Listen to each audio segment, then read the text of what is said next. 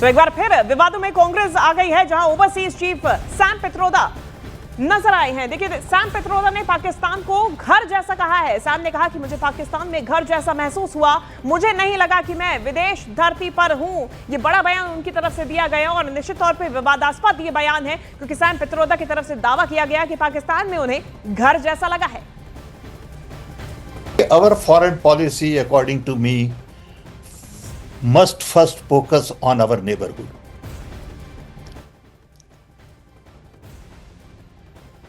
Can we really substantially improve relationship with our neighbor? They are all small. They all need help.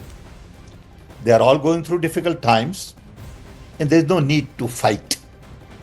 Of course, there is a problem of violence. Of course, there is a problem of terrorism, and all that is there. But at the end of the day, in that neighborhood, there is common gene pool. I've been to Pakistan, and I must tell you, I felt at home. I've been to Bangladesh. I've been to Nepal, and I feel at home. I don't feel like I'm in foreign country. They look like me, they talk like me, they like my songs, they eat my food, okay? So I must learn to live with them in peace and harmony. That's my first priority. तो Sam Pitroda की तरफ से ये पहली दफा नहीं है जब ऐसा कोई बयान दिया गया हो, और अब बीजेपी को एक बार फिर से फुल टॉस मिल गया है। सैम के बयान पर बीजेपी ने कांग्रेस को घेरा। बीजेपी की तरफ से कहा गया कि राहुल के चहेते को पाक घर जैसा लगता है, और निश्चित तौर पे अब सवाल भी बीजेपी की तरफ से खड़े किए जाएंगे। बीजेपी ने सीधा सीधा निशाना साधा और कहा कि राहुल के चहेते को पाकिस्तान घर जैसा लगता है। ये बयान भी आपने सुना, सैम पित्रोदा की तरफ से साफ और स्पष्ट कहा गया कि वो पाकिस्तान में मौजूद थे और वहां पर उन्हें घर जैसा लगा है, और ऐसे में बीजेपी की तरफ से उन्हें घेरा गया। दूसरी तरफ बीजेपी के नेता प्रदीप भंडारी ने अपने एक पोस्ट में भी लिखा कि राहुल गांधी के चहेते और Congress overseas chief Sam Pitroda ने कहा कि उन्हें पाकिस्तान में घर जैसा महसूस हुआ। इससे साफ है कि यूपीए सरकार ने 26/11 के बाद भी पाकिस्तान के खिलाफ कोई सख्त कदम नहीं उठाया। ये पोस्ट किया गया प्रदीप भंडारी की तरफ से। हमारे सहयोगी नीरज हमारे साथ जुड़ गए हैं। नीरज, ये जो बयान दिया गया है, पहले तो किस चीज के ऊपर सैम पित्रोदा का ये बयान सामने आया है, और अब सवाल क्यों ना खड़े हो, क्योंकि पहली दफा तो नहीं है जब इस प्रकार का बयान सैम पित्रोदा ने भारत के खिलाफ दिया हो या फिर पाकिस्तान के समर्थन में दिया हो। देखिए, Sam Pitroda Indian overseas Congress के चीफ हैं, और ये बयान जो है ऐसे वक्त में है जब ऑपरेशन सिंदूर की पृष्ठभूमि में ये बयान आया, जहां भारत ने ये बार बार दोहराया है कि आतंक और बातचीत साथ साथ नहीं चल सकते, खून और पानी साथ साथ नहीं बह सकता। ये भारत सरकार की नीति, और आतंकवाद लगातार पाकिस्तान की तरफ से।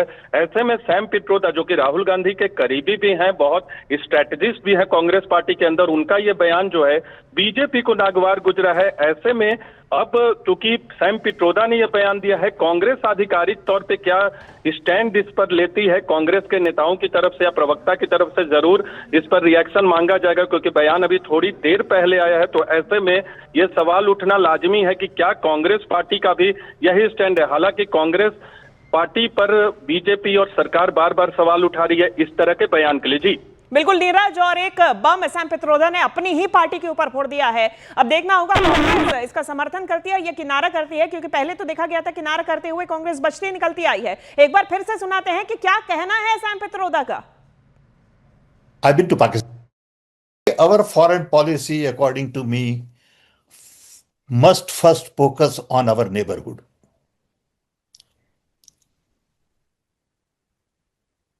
Can we really substantially improve relationship with our neighbors? They are all small. They all need help. They are all going through difficult times, and there is no need to fight. Of course, there is a problem of violence. Of course, there is a problem of terrorism, and all that is there. But at the end of the day, in that neighborhood, there is common gene pool.